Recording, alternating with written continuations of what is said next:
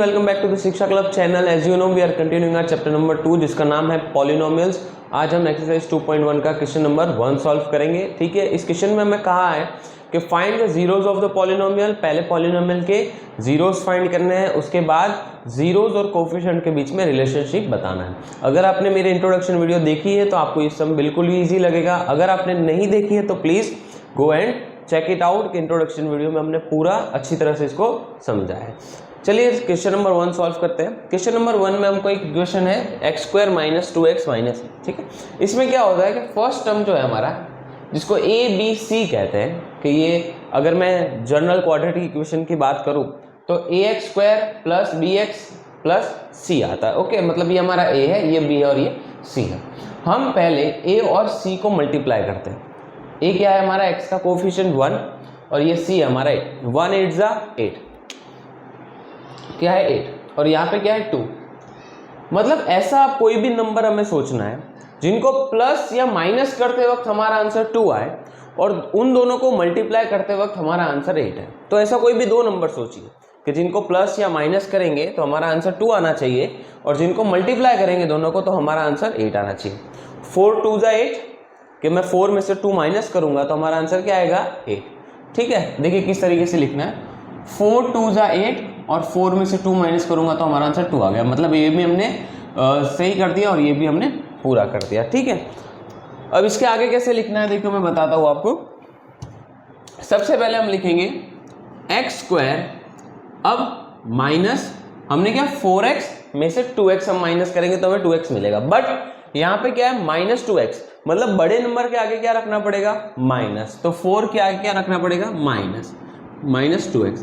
अब ये मैटर नहीं करता कि आप 2 आगे लिखो या 4 आगे लिखो, बट यहाँ पे -2 था तो बड़े नंबर के आगे क्या होना चाहिए, माइनस। अगर आप 4 पीछे लिख रहे हो तो यहाँ पे आपका माइनस आना चाहिए। अगर यहाँ पे मैंने जहाँ लिखा हुआ 4 लिख रहे हो तो यहाँ पे माइनस आना चाहिए। ओके, माइनस प्लस माइनस, 4 में से 2 गए तो 2, -8 सेम टू सेम। अब हमें कॉमन निकालना पड़ेगा। इन दोनों में से कॉमन हमारा आता है x।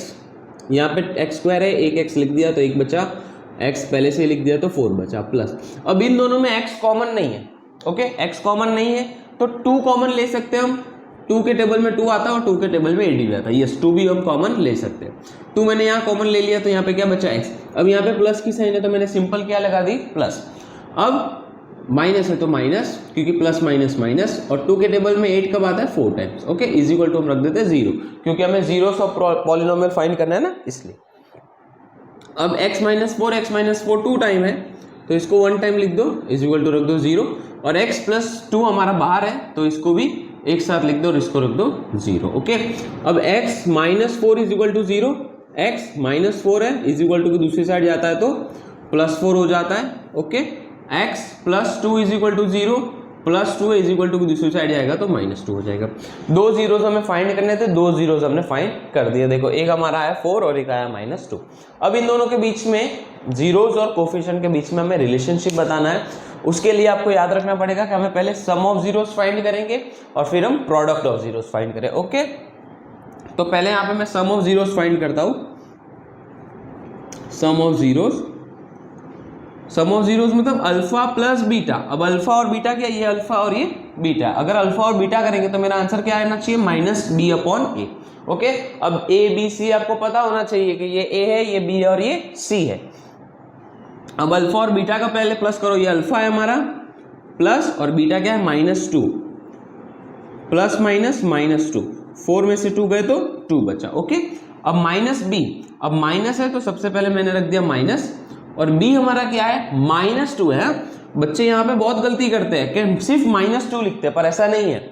यहाँ पे माइनस है तो यहाँ पे माइनस रखा, और b क्या है, -2 है तो -2 रखा, अपॉन में a हमारा क्या है, कोफिशिएंट ऑफ x² जो कि है हमारा 1।